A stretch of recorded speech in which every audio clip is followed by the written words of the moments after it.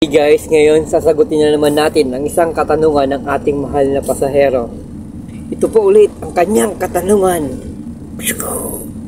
Yan, lumabas sa screen. Ang kanyang pong katanungan is paano po ba sumakay ng Cabanatuan to papuntang Santa Maria, Bulacan. Madami po kami nagsasakay na papunta dyan sa Santa Maria, Bulacan. May dalawa pong sakayan na pwede nyo pong gawin. Una po, pupunta muna po kayo sa terminal ng Cabanatuan. Sakay po kayo ng bus na Pacubaw. Pwede pa kayo sumakay ng bus na EasyTex. Pwede rin po kayo sumakay ng bus na Via Bulacan. Yung isa po yung pag Via EasyTex po kasi ang sinakyan nyo, bababa po kayo ng Trinoma. Sa Trinoma po, hanapin nyo po yung bus na P2P. Yung kulay dilaw na bus na may biyaheng Santa Maria, Bulacan. Point to point po yun, yung biyahe po yun ng P2P po na yun na bus.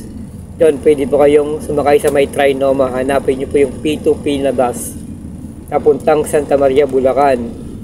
Ang pangalawa po is sakay po kayo ng biyaheng Cubao via Bulacan. Dadaan po ng Bulacan. Ito po yung way po na ito, mas madali. Daan po kayo ng Bulacan, tapos bababa po kayo ng Pulilan. Mismong Jollibee Pulilan. Tapos itanong nyo po doon yung sakayan po ng jeep na papuntang Santa Maria, Bulacan.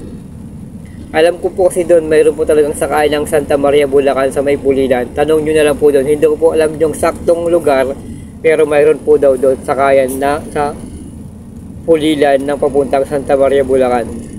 Sana po nakatulong. Salamat, at sa mga susunod nyo katanungan nyo, paki-comment po sa baba ulit para masagot po natin yan pag may oras po tayo.